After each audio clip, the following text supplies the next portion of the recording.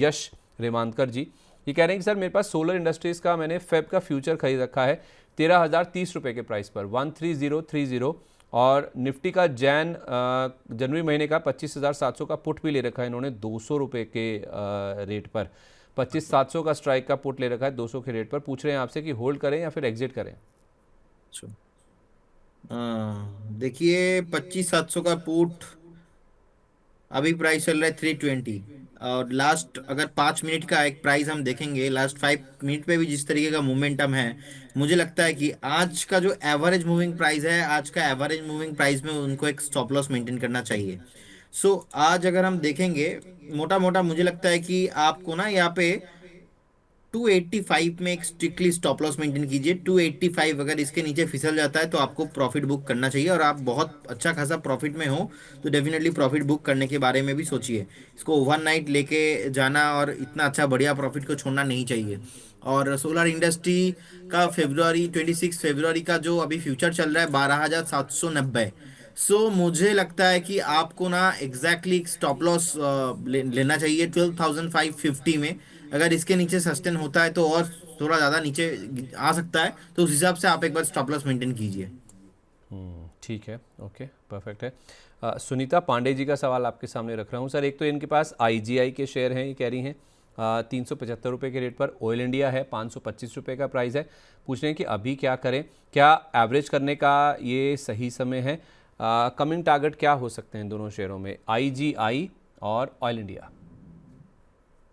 Oil India hold करने का सलाह रहेगा। एक स्टॉप लॉस आप मेंटेन कीजिए 409 पे एंड बने रहिए। मुझे लगता है कि फिर से जैसे ही स्टॉक 440 को ब्रेक करेगा आपको ऊपर मिलेंगे, लेकिन सिचुएशन एनवायरनमेंट उतना बढ़िया है नहीं।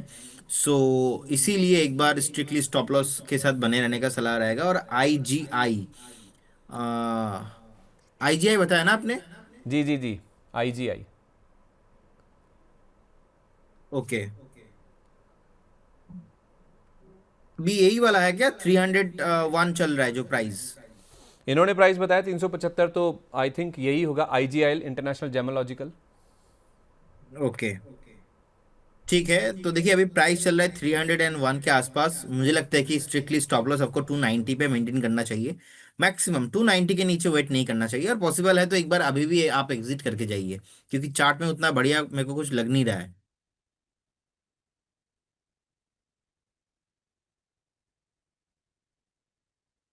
जी का सवाल था।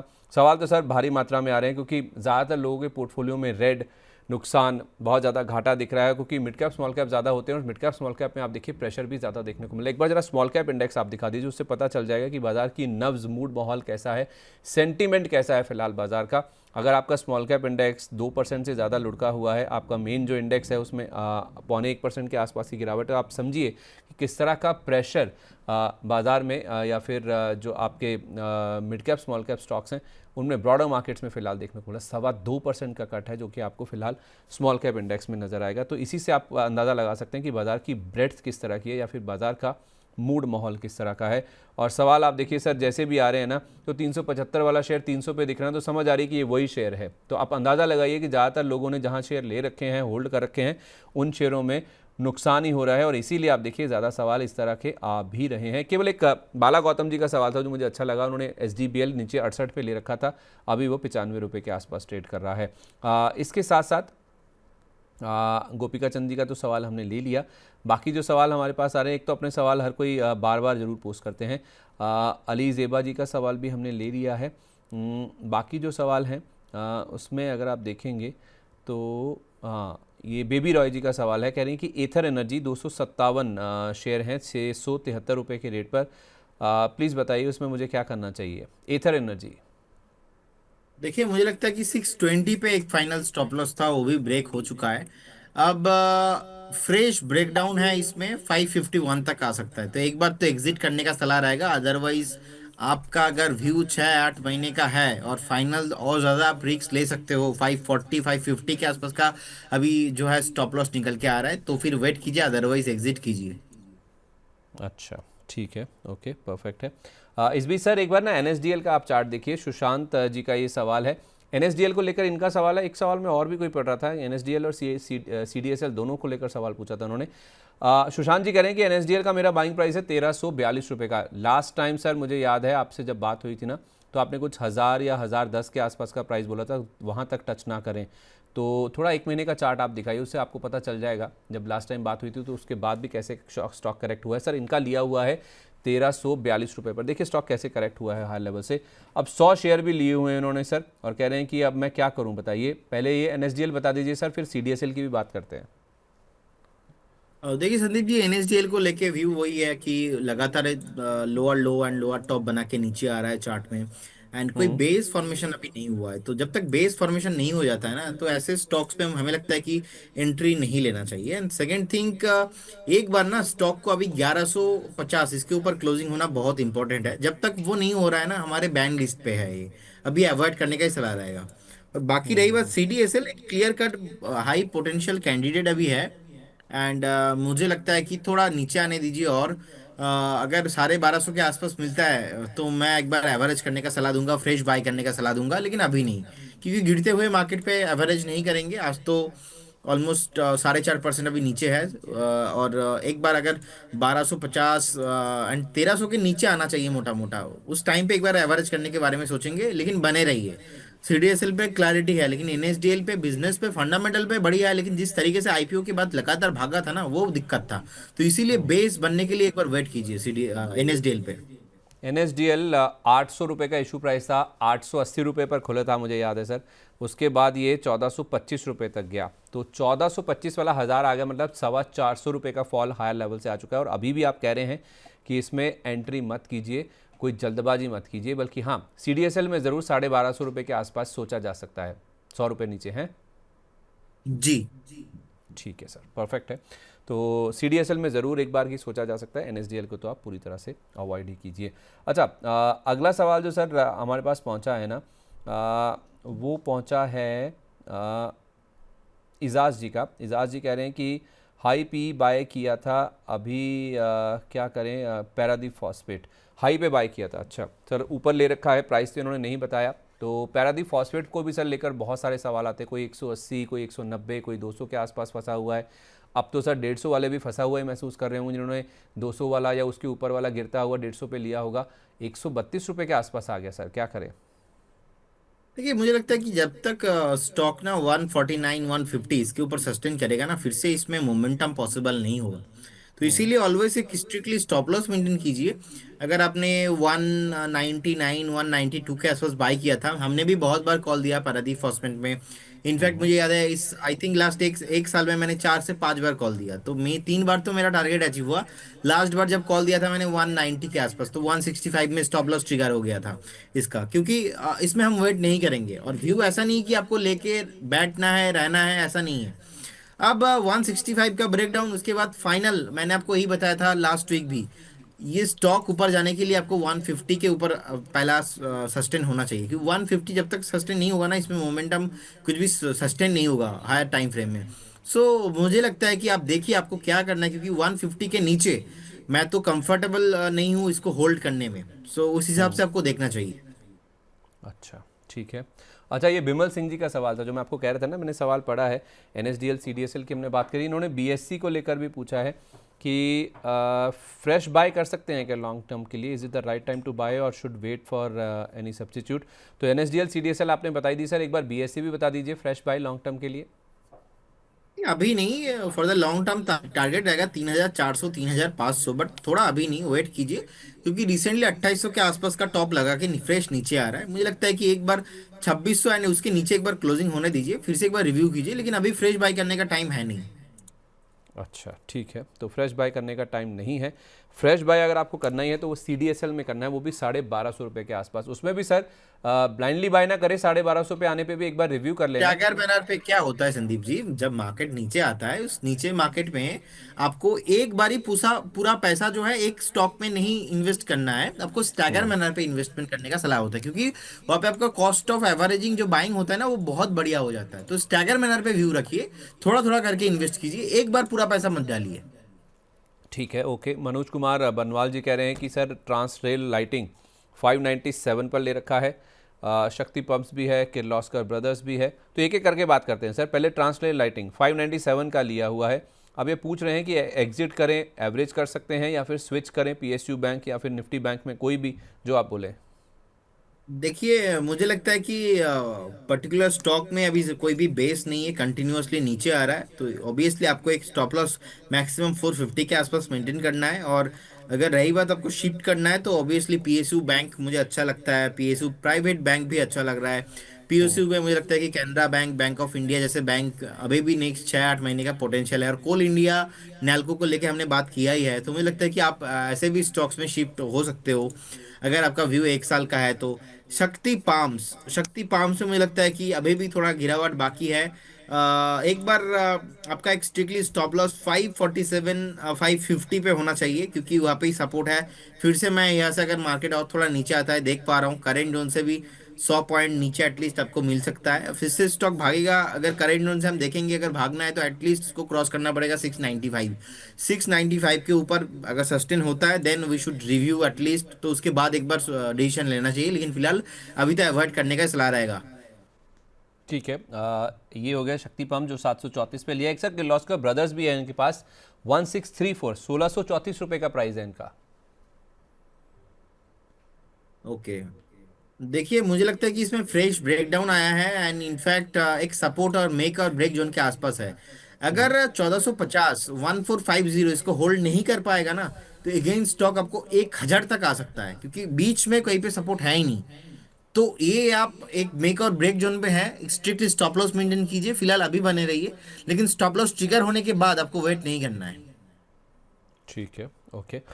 एनबीसीसी को लेकर आपकी क्या राय है सर? सोमनाथ कर्माकर जी का सवाल है ये। 105 रुपये पर लिया हुआ, 125 मुझे याद है वो लेवल जो आपने कई बार हाईलाइट किया है। अब तो ये 100 रुपये के नीचे आ गया सर, 125 तो पार नहीं हुआ, लेकिन 100 रुपये टूट गया और इन्होंने लिया हुआ है 100 रुपये पर। देखिए संदीप जी, 105 व्यू पर सॉरी। इसमें, हाँ व्यू इसमें पॉजिटिव है, लेकिन लेवल एक है, वो है 125 नहीं था, वो 128 था। 128 130 मोटा मोटा आप मान लीजिए 125 30, इसके ऊपर क्लोजिंग पे ना इसमें ब्रेकआउट पॉसिबल है, और जब तक वो नहीं आएगा हमें एंट्री नहीं लेना है। सो मुझे लगता है कि अगर आपके पोर्टफोलियो में है, सो एज ए देखिए फंडामेंटल यहाँ पे बहुत बढ़िया है, लेकिन टेक्निकली ब्रेकआउट होने के बाद ही स्टॉक भागेगा। सो 130 के लिए एक बार वेट करना चाहिए फॉर द फ्रेश इन्वेस्टर्स, और फॉर द एग्जिस्टिंग इन्वेस्टर्स आपका 100 ही स्टॉप लॉस था, जो कि 100 ब्रेक हो चुका है। सो मुझे नहीं लगता अभी इस कंपनी में आपको वेट करना चाहिए। मैं पर्सनली एक बार इन्वेस्ट करने का सलाह हमारे क्लाइंट को भी दिया था, लेकिन उसमें टर्म्स कंडीशन हमने हमारे रिसर्च डेस्क से कॉल भी किया था, लेकिन 130 के ऊपर क्लोजिंग के बाद, 130 के नीचे नहीं। तो अभी तो जिनके पास है, मुझे लगता है कि एक ब्रेकडाउन आ रहा है, सो आपको एग्जिट करने का मैं सलाह दूंगा। अगर आपके पास शॉर्ट टर्म व्यू था, अगर लॉन्ग टर्म व्यू है तो बने रहिए, कुछ प्रॉब्लम नहीं है। फिर से घूम फिर के 3 4 6 महीने में आपको स्टॉक ऊपर आते हुए दिखाई देंगे, ऐसा कोई खराब स्टॉक नहीं है। ऑर्डर बुक बहुत बढ़िया है, लेकिन वही है, लेवल टू लेवल चलना है। स्टॉक मार्केट पे आप आ रहे हो और आपका शॉर्ट टर्म व्यू है या तो लॉन्ग टर्म व्यू है, वो आप डिफाइन कीजिए। क्या होता है संदीप जी, लोगों का ना एक बहुत बड़ा मिसकॉन्सेप्शन है मार्केट में, आते हैं शॉर्ट टाइम के लिए, लेकिन स्टॉप लॉस ट्रिगर होने पे निकालते नहीं है। स्टॉप लॉस ट्रिगर होने के बाद वो लॉन्ग टर्म इन्वेस्टर बन जाते हैं, तो प्रॉब्लम वही है। और ऐसे जब खराब दिन होता है ना, अभी तो मतलब आज ऐसा दिन है, पता नहीं सर आज कितना गाली हम लोग खाने वाले। ठीक है ना, उनको लगता है कि ये एनालिस्ट ही आता है ना, एनालिस्ट एंकर, इन लोगों ने ही पूरा मार्केट को डुबाया है। भाई साहब हम तो एनालिस्ट हैं, हम आ रहे हैं और लेवल टू लेवल ही बात करेंगे। तो जैसे कि एनबीसीसी में है, जब तक ये 105 इसके ऊपर सस्टेन नहीं करेगा ना, तब तक ये 125 जा नहीं सकता। 125 जाने के बाद लॉन्ग टर्म में ब्रेकआउट आ जाएगा, क्योंकि वो सिचुएशन अभी हो नहीं रहा है। तो हमें लगता है कि एक बार पेशेंस के साथ बने रहना चाहिए, फ्रेश एंट्री तो नहीं करना चाहिए। ठीक है, ओके। अच्छा, इनके पास ना सर एनबीसीसी के अलावा वेल्सपन लिविंग भी है 129 रुपये के रेट पर। वेलस्पन लिविंग अभी 113 के आसपास का प्राइस है, डबल बॉटम उसके पहले का सपोर्ट था 108, अब ट्रिपल बॉटम करने के लिए जा रहा है वीकली चार्ट में। सो मुझे लगता है कि 106 पे 106 will be stop loss, and बने रहिए। ठीक है, एक सवाल और ले रहा हूँ सर, फिर बजिंग स्टॉक्स की ओर बढ़ेंगे। वो है टाटा पावर को लेकर। भूमि शाह की ओर से ये सवाल आया, कह रहे हैं कि what can be outcome for Tata power, मतलब आई थिंक लिया ही होगा इन्होंने स्टॉक, इनके पास पड़ा है, जिस वजह से पूछ रहे हैं कि अब क्या होगा इसका। देखिए, ब्रेकआउट इन्वेस्टिंग अगर आप कर रहे हो तो 405 एंड अबव आपको क्लोजिंग पे बाय करना है। और अगर आपको वैल्यू इन्वेस्टिंग करना है, 335 320 एक पोटेंशियल बाइंग रेंज रहेगा, उस टाइम पे आपको वैल्यू इन्वेस्टिंग करना है। अभी इस रेंज के अंदर ही मुझे लगता है कि टाटा पावर रहने वाला है।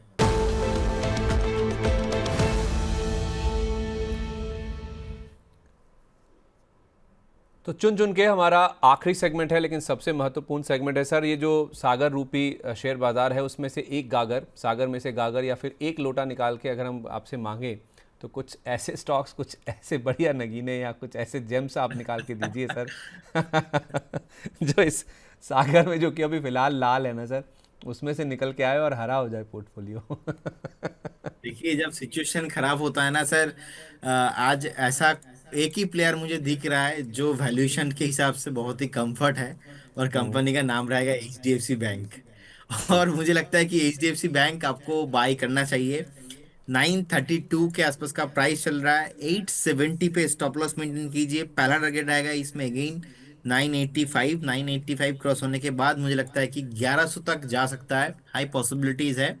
फ्रेश बाय करके जाइए HDFC बैंक को, लेकिन व्यू लेके चलिए 6 से 8 महीने का, क्योंकि शॉर्ट टर्म इसमें कोई व्यू नहीं है।